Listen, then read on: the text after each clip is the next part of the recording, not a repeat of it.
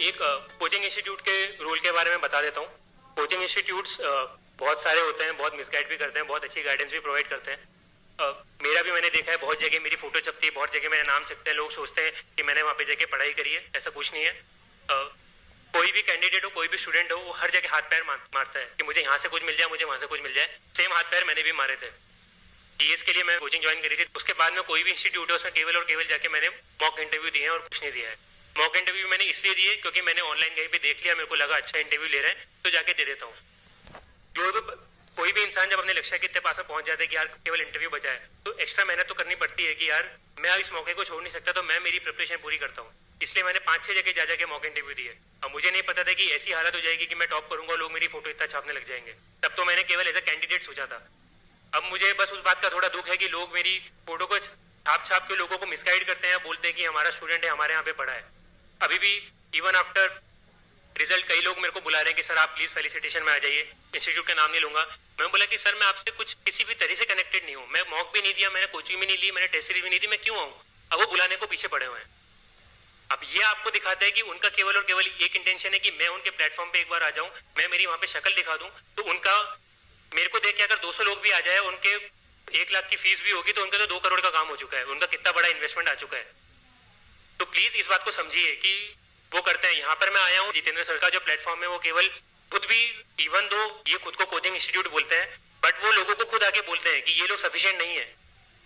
ये तो केवल आपको गाइड करना बता देंगे, आपको मेहनत करनी पड़ेगी, आपको पेपर पे लिख के दे देंगे ये सब पढ़ो, पढ़ना आपको जाकर खुद को है। ये नहीं बोलते कि हमारे नोट्स काफी है। जिस कोचिंग वाले ने बोल दिया कि नोट्स मेरे काफी है, वो आपको बेवकूफ बना रहा है, उस पर भरोसा नहीं करना है। तो पूरा आपको खुद से वो चीज करनी है। और कोचिंग का भी जो होता है, ये मैं बताऊंगा, कोचिंग को भी करने का तरीका होता है। ऐसा नहीं कि आप कोचिंग में जा रहे हैं तो बस कोचिंग में जाके बैठ के आगे तो काम हो गया। कोचिंग में अगर आप जा रहे हैं तो आपको क्लास में जो पढ़ा है वो आपको पढ़ना पड़ेगा, आपको घर पे आके रिवाइज करना पड़ेगा। अगर नहीं समझ में आया क्लास के अंदर तो आपको क्लास में डाउट पूछने पड़ेंगे। आप बैठे नहीं रह सकते कि यार लोग मेरे बारे में क्या सोचेंगे। क्या करना है लोगों से? मैं इतने सारे गंदे गंदे डाउट्स पूछे, लोग मेरे पे हंसते थे। आज मैं खड़ा होकर उनके बारे में सोचता हूँ कि यार वो लोग मेरे पे हंसते थे और आज मैं अचीव कर चुका हूँ जो वो लोग अचीव नहीं कर पाए। तो इसलिए कभी घबराना नहीं है उस चीज से कि मैं गंदा क्वेश्चन पूछ रहा हूँ। कोई क्वेश्चन गंदा नहीं होता है। क्वेश्चन नहीं पूछना वो गलत होता है एज कम्पेयर टू गंदा क्वेश्चन पूछना। पर पूछिए क्वेश्चन, टीचर्स आपको बताएंगे। बताया है, समझ में नहीं आया, बताया है, समझिए। नहीं उस फिर भी समझ में नहीं आया, अगले दिन मतलब घर पे जाके पढ़िए, किसी स्टैंडर्ड बुक से पढ़िए। उससे समझ में नहीं आया तो अगले दिन वापस आके टीचर से पूछिए कि सर मैं घर पे जाके पढ़ा, नहीं समझ में आया, तो फिर वो बताएंगे।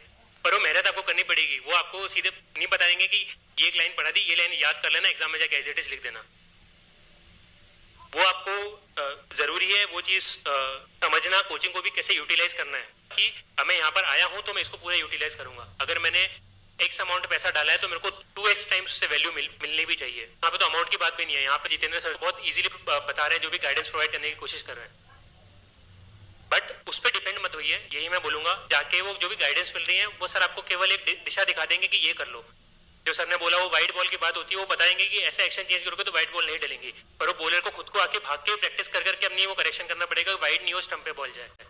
वो बॉलर आप ही हैं। और एक कोचिंग वर्ड के बारे में बताऊंगा। कोचिंग वर्ड का मतलब अगर आप समझते हैं, यहाँ पे वैसे तो लोग सबको टीचर बोलते हैं, बट कोच जो वर्ड है, कोचिंग जो वर्ड है, उसका टीचिंग से बहुत बड़ा डिफरेंस होता है। टीचिंग होता है जो आपको पढ़ा रहे हैं, जो आपको समझा रहे हैं। कोचिंग का मतलब होता है आपको बहुत चीजें आती हैं, उसके ऊपर आपको बस निखार कर रहे हैं, आपकी कमियां बता रहे हैं, ऐसे ऐसे कर लो। अगर Virat Kohli as a batsman उसको खेलना नहीं आ रहा है तो रवि शास्त्री के पास जाके नहीं बोलेगा कि सर मेरी टेक्निक में क्या गलती है। रवि शास्त्री से उसको थोड़े बहुत टिप्स बता देगा। अगर उससे कुछ भी नहीं हो रहा तो अपने जो फर्स्ट लाइफ के टीचर है, उसके फादर होंगे या जो उसके फर्स्ट होंगे, उनके पास में जाएगा, क्योंकि वो एक्चुअल टीचर है, उन्होंने समझाया होगा।